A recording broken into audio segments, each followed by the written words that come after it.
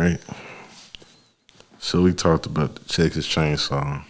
I can't fuck with it just because I know it's realistic, but it's not that scary. It's really not that scary. It's only scary because it could happen to you. That's really the only reason it's scary. But I got a docket for that because even though it's realistic, the kills wasn't that good. So it is what it is. So the number 3 that I had to replace it with, had to move this up a notch. I don't know how other people feel about this. I had to move up Candyman. Candyman had to be number 3. And the reason Candyman got to be number 3 is not only because of the new one. A lot of people like the new one. The new one is good. It's real good. It's scary as hell. So I give them credit for the new one. But the reason that I hold them higher is because the older ones still scary. The older ones are still scary. So like, if you put it like this, if you was to go back and watch all of them, you still have a jumping moment. You still have one of those moments like, oh shit, like that happened. Like, nah. They're good quality movies. Like all of them are good, solid movies. So you got to give them credit for that. Like I feel like Candyman is one of those. Ooh, to me, he's a worse version of Freddy Krueger. Cause I couldn't put Nightmares on Elm Street on this. I can't do it. It's cause he's too lighthearted. Like I can't take it. And then he'll ever be docked for giving me that for giving me that dark meat line on Freddy versus Jason. He get docked for that. Like, dog, bro. He gotta get docked for that. And you don't talk about Kelly Rowland like that. That's bad. So, I mean, as far as that goes, like scary movies, had to put Candyman in there. So, and Friday the 13th, honorable mention, but it is what it is. So I got Saw, Texas Chainsaw, Candyman. Number 2, this was hard for me too, because I had to switch this around. At first, I had Insidious there, but I had to think about it. I was like, nah, I like the story more. So number 2, I had to put Conjuring. Conjuring had to be number 2. And the only reason it's not number 1 is because the stories aren't as detailed as Insidious. Insidious is different. Insidious, because both of these are along the same lines. It's just dealing with demon stuff, paranormal stuff.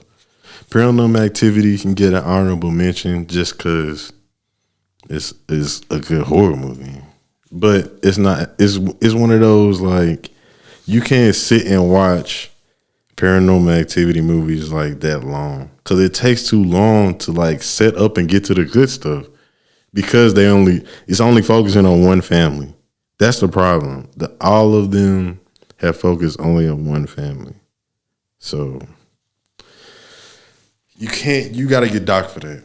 That's kind of the reason why Conjuring got to get docked for that. Because The Conjuring, don't get me wrong. And the funny thing is, I didn't even really need to see the last one, the whole Devil Made Me Do It one.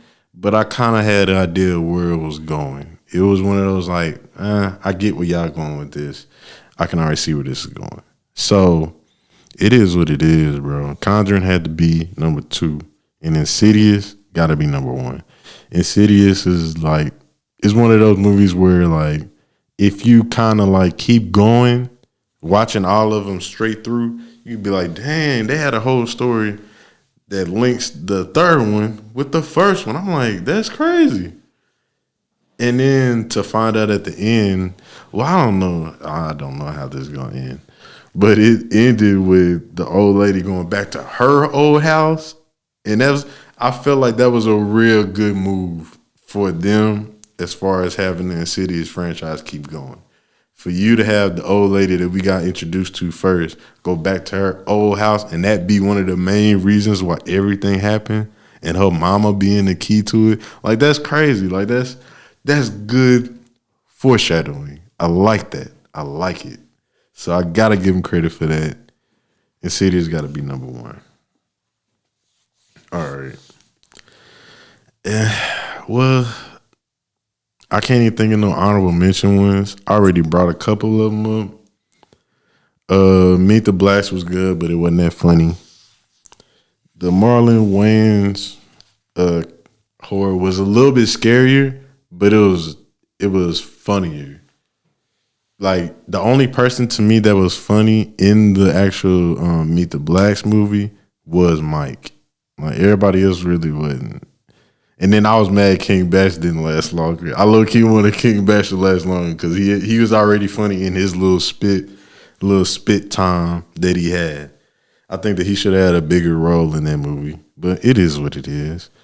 But I did hear that they have a new horror movie coming. I don't know if it's gonna only stream on Netflix, but I think he has a movie coming up with a couple of the dudes that he actually came up with.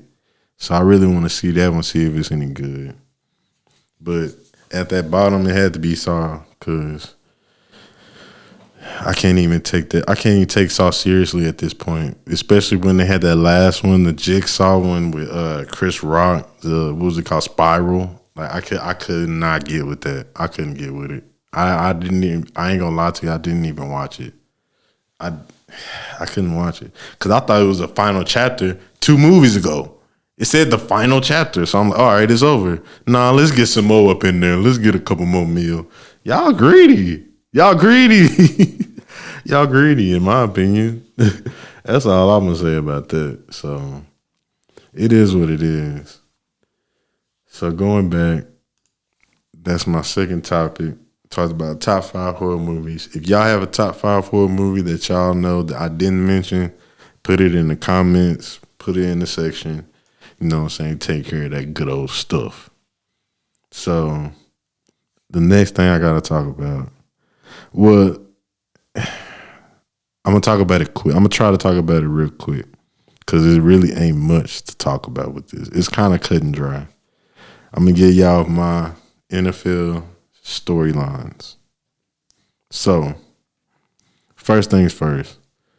I'm thinking of NFL storylines. We gotta talk about the best scenarios for these quarterbacks. We're gonna go for the main 4 that I feel like either are going to move or need to move or something's going to happen with them that are higher echelon. I'm not talking about lower echelon quarterbacks. So number 1, Aaron Rodgers. Number 2, Russell Wilson. Number 3, Kyler Murray. And then Jimmy G to round it off. Just because Jimmy G is a little significant. It depends on where he goes. This is why I wanted to talk about this, though, because I feel like Aaron Rodgers, I ain't going to lie to you, man. You've had a good career. Back-to-back MVPs just this year. But as far as what he's trying to get, you got to know where you at, bro. Like, you want $50 million a year? That's not possible. Like, if you want to win, that's not possible. So basically, and I don't understand. I guess I never heard Aaron Rodgers' opinion on this.